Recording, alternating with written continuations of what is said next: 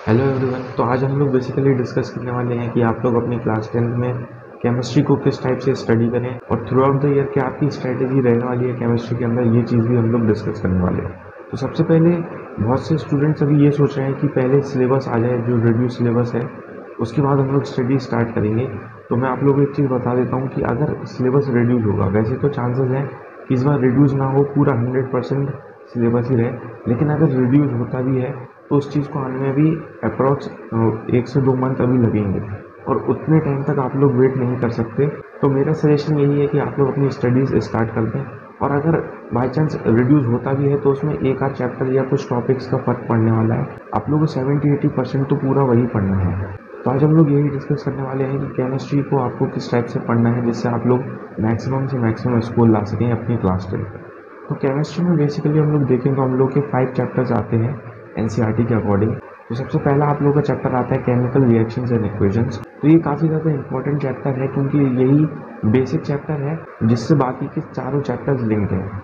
इसमें आप लोगों को ज़्यादातर फोकस जो टाइप्स ऑफ इक्वेशंस हैं, जैसे कि displacement reaction, double displacement reaction, oxidation reduction reaction, ये सब चीज़ों पे आप लोगों को फोकस करना है। इन चीज़ों को अच्छी तरीके से आपको समझना है क्योंकि इसके बाद वाले चैप्टर्स में जो रिएक्शन आएंगे उसमें आप लोग को इतना बेसिक तरीके से नहीं बताया जाएगा, लेकिन यहाँ पर आपको डेफिनेशन वाइज भी एक एक इक्वेशन के बारे में बताया जाएगा कि ये क्या है और इसके एग्जांपल्स भी दिए जाएंगे। तो यहाँ पर आप लोगों को एक चीज़ ध्यान में रखनी है कि काफ़ी स्टूडेंट्स क्या सोचते हैं कि जितनी भी रिएक्शंस हैं उन सबको हम लोग रट लेंगे। तो यहाँ पर मैं आप लोगों को एक चीज़ क्लियर कर देता हूँ कि अगर सारी रिएक्शंस की हम लोग बात करें, ओवरऑल रिएक्शंस केमिस्ट्री के अंदर, तो क्लास 10th में अप्रॉक्सीमेटली 75 से 76 रिएक्शंस हैं जो कि सारी लर्न करना इम्पॉसिबल है।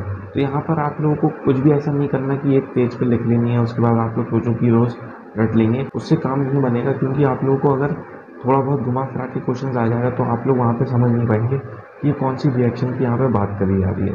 तो यहाँ पर आप लोगों को जो जो रिएक्शंस है उसको अच्छी तरीके से देखना है, उसके अंदर जो भी एग्जाम्पल्स हैं उन चीज़ों को देखना है, उनकी डेफिनेशन को देखना है और उसके बाद एक बार लिख कर प्रैक्टिस करनी है। सिर्फ ब्लाइंडली आपको रटना नहीं है, क्वेश्चन को अच्छी तरीके से लिख कर प्रैक्टिस करनी है। इसके बाद हम लोग नेक्स्ट चैप्टर पे हैं जो कि है मेटल्स एंड नॉन मेटल्स।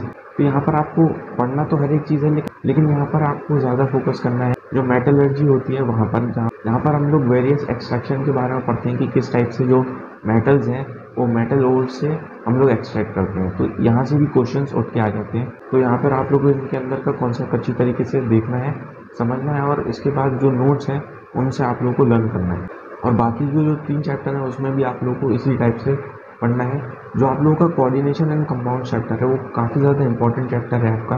अगर आप लोग इन फ्यूचर 11th में साइंस स्ट्रीम लेते हैं तो यहाँ पर आप लोगों के कोऑर्डिनेशन कंपाउंड में जो भी स्ट्रक्चर्स हैं ये सब आप लोगों को बताया जाता है, वो काफ़ी ज़्यादा आप लोगों को यूज़ में आएगा। तो उस चीज़ की आप लोगों को काफ़ी ज़्यादा ज़रूरत पड़ने वाली, तो मेक श्योर आप लोग उस चीज़ को अच्छी तरीके से पढ़ रहे हो।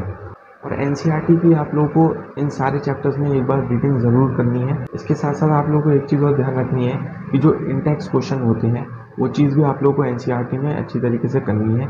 इंटेक्स क्वेश्चन जैसे आप लोगों को एक टॉपिक दे दिया उसके बाद कुछ इंटेक्स क्वेश्चन 4-5 दिए जाते हैं, तो आप लोगों को ये नहीं करना कि एक बार आप कंप्लीट चैप्टर पढ़ लेंगे उसके बाद एक साथ सारे इंटेक्स क्वेश्चन लगा लेंगे, वो चीज़ आप लोगों को नहीं करनी। जैसे आप लोग एक पर्टिकुलर टॉपिक पढ़ते हैं उसके बाद जो आप लोगों को दिया गया है उससे आपको खुद करके देखना है। ये नहीं कि आप लोगों ने गूगल करके देख लिया, सिर्फ रीड कर लिए वो क्वेश्चन। पहले खुद से आप लोगों को अपना दिमाग लगा के क्या क्या मैं इसमें लिख सकता हूँ उस चीज़ को लिखना है। भले ही आप लोगों को उस क्वेश्चन से रिलेटेड कुछ भी ना आ रहा हो, बट जो भी आप लोगों को आ रहा है वो चीज़ आप लोगों को लिखनी है। उसके बाद आप लोगों को चेक करने हैं अपने आंसर्स गूगल से या आप लोग कहीं से भी कर सकते हैं। उसके बाद अगर हम लोग इक्वेशंस की बात करें तो इक्वेशंस जब भी आप लोग लिखें वो मैटर नहीं करता आप लोग के फर्स्ट चैप्टर की हो किसी भी चैप्टर में। आप लोगों को एक चीज़ ध्यान रखनी है कि आप जब भी लिखें उसे इक्वेशंस को आप लोगों को बैलेंस हमेशा करना है। हम लोग क्या सोचते हैं कि हम लोग अभी बैलेंस रहने देते हैं, जैसे जो भी लिखा है हम लोग उस टाइप से लिख देते हैं, एग्ज़ाम टाइम में हम लोग बैलेंस करके आ जाएंगे। लेकिन हम लोग बेसिकली क्या करते हैं, जो हम लोग प्रैक्टिस कर रहे हैं वही हम लोग के माइंड में रहता है और वैसे ही हम लोग करके आ जाते हैं। जैसे मैथ्स की बात करें तो हम लोग कैलकुलेशन की प्रैक्टिस नहीं करते, हम सोचते हैं कि एग्ज़ाम के टाइम में हम लोग करके आ जाएंगे, बट वो हम लोग की हैबिट में रहता है तो हम लोग जल्दी जल्दी करके आ जाते हैं और कैलकुलेशन के टाइम पे हम लोग को बहुत ज़्यादा टाइम वेस्ट होता है। तो इसी टाइप से आप लोग पहले से प्रैक्टिस बना के रखें कि जो भी आपकी केमिकल इक्वेशंस हैं, रिएक्शंस हैं, उन्हें आप लोग बैलेंस्ड फॉर्म में लिखें। उसके बाद एक और चीज़ मैं आप लोग को बता दूँ, जो आप लोग के एनसीईआरटी में इंटेक्स क्वेश्चन के साथ साथ डू यू नो चैप्टर्स के बीच में आप लोगों को देखने को मिलता है। तो डू यू नो हम लोग सोचते हैं कि ये एग्जाम पॉइंट ऑफ व्यू से नहीं है, ये सिर्फ एक्स्ट्रा नॉलेज है। तो ऐसा नहीं है, इससे भी डायरेक्ट क्वेश्चन उठ के कभी कभार आ जाते हैं। जैसे लाइमस्टोन वाला आप लोग का मेटल या नॉन मेटल्स में क्वेश्चन है, वहाँ से काफ़ी बार बोर्ड्स में आता है, जो कि डू यू नो का ही पोर्शन है। तो आप लोगों को ये चीज़ भी मेक श्योर करनी है कि डू यू नो वाले जितने भी बॉक्सेस आप लोग को दिए जाते हैं एनसीईआरटी के अंदर, उन चीज़ को भी आप लोग अच्छी तरीके से देखें। तो काफ़ी स्टूडेंट्स का ये डाउट रहता है कि हम लोग साइंस में या केमिस्ट्री की बात करें, हम लोग कौन सी रिफ्रेशर को यूज़ कर सकते हैं क्लास 10th के अंदर। तो जैसे कि मैंने एक और वीडियो में आप लोगों को बताया था, ऑल इन वन काफ़ी ज़्यादा अच्छी बुक लगी मुझे। ये मेरा पर्सनल रिकमेंडेशन है, क्योंकि ऑल इन वन में क्या होता है, आप लोगों को क्या होता है, स्ट्रेट फॉरवर्ड जो एनसीईआरटी की लैंग्वेज है उसी टाइप में दिया जाता है। आप लोग वर्डिंग भी मैच कर सकते हैं, जिस टाइप के आप लोग के एनसीईआरटी में दिया रहता है उसी टाइप से लिखा जाता है। बस फ़र्क क्या है, आप लोग को एनसीईआरटी में एक पूरा पेज दे दिया जाता है, एक हेडिंग देके, वहाँ पे आप लोग कुछ भी डिस्टिंग्विश नहीं कर पाते हैं, सेपरेट नहीं कर पाते हैं कि ये चीज़ कहाँ की है। आप लोग को ऑल इन वन में एक एक टॉपिक दिया जाएगा, उसके बाद सब टॉपिक में आपको पॉइंट्स के फॉर्म में एनसीईआरटी के जो वर्डिंग्स है उस टाइप में आप लोग को दिया जाता है। तो वो चीज़ काफ़ी ज़्यादा बेनिफिशियल रहती है। और दूसरा पॉइंट ये है कि आप लोगों को कुछ भी एक्स्ट्रा नहीं बताया जाता है, जो आप लोग के बोर्ड पॉइंट ऑफ व्यू से, जो आप लोग के बोर्ड के लिए ज़रूरी है, वही चीज़ आप लोग को दी जाती है। और जो मैंने आपको बताया, जैसे इंटेक्स क्वेश्चन, जो डू यू नो क्वेश्चंस हैं, वो सब आप लोगों को वहाँ पे देखने को मिलते हैं। तो अगर केमिस्ट्री के केस में या साइंस के केस में आप लोग एनसीईआरटी को स्किप करना चाहें, तो आप लोगों को मेक श्योर करना है कि ये ऑल इन वन के आप सारे क्वेश्चंस, जो उसकी PYQ क्वेश्चंस हैं वो भी, और MCQ क्वेश्चंस भी अच्छी तरीके से लगा लें, जैसे आप लोग की एक अच्छी प्रिपरेशन हो जाए केमिस्ट्री के लिए। और एंड में जो क्वेश्चन आते हैं स्टूडेंट्स के माइंड में, वो आता है रिविज़न। बेसिकली रिविज़न हम सब लोगों को पता है कि हम लोग को करना होता है, बट किस टाइप से करना होता है। जनरली जैसे हम लोगों ने, फॉर एग्जांपल, हम लोगों ने एक चैप्टर पढ़ा अच्छी तरीके से, उसके बाद उसके क्वेश्चन सॉल्व कर लिए, हम लोग को अच्छी तरीके से वो चैप्टर समझ में आ गया। उसके बाद हम लोग नेक्स्ट चैप्टर पे मूव ऑन करते हैं, हम लोगों ने नेक्स्ट चैप्टर भी पढ़ लिया, ठीक है। तो हम लोगों का क्या होता है, जो फर्स्ट चैप्टर की कॉन्सेप्ट हम लोग धीरे धीरे भूलना स्टार्ट कर देते हैं। तो हम लोग को क्या करना है, इस केस में काफ़ी लोग कहेंगे कि हम लोग रिवाइज कर सकते हैं फर्स्ट चैप्टर को जैसे ही सेकंड चैप्टर खत्म हो जाए। लेकिन आप लोग अगर फिर से उस टेक्स्ट बुक से पढ़ना स्टार्ट करेंगे, या नोट से एक एक चीज़ आप लोग पढ़ना स्टार्ट करेंगे, क्वेश्चन लगाना स्टार्ट करेंगे, तो फिर से आप लोग को उतना ही टाइम लगेगा, आप लोग आगे मूव ऑन कर ही नहीं पाएंगे। तो आप लोग को किस टाइप से रिवीजन करना है, जैसे आप लोग का सेकंड चैप्टर हो गया, उसके बाद आप लोग को हर एक चैप्टर में क्या होता है, एनसीईआरटी में भी ऐसा होता है, या कोई भी रिफ्रेशर जो मैंने आपको बताया उसमें भी आप लोगों को एक चैप्टर चेकलिस्ट दी जाती है। इसमें जो चैप्टर के जितने भी कॉन्सेप्ट वहाँ पे टॉपिक्स हैं, उन सबको एक बुलेट्स के फॉर्म में दिया जाता है। तो वहाँ उस चीज़ को आप लोग देख सकते हैं।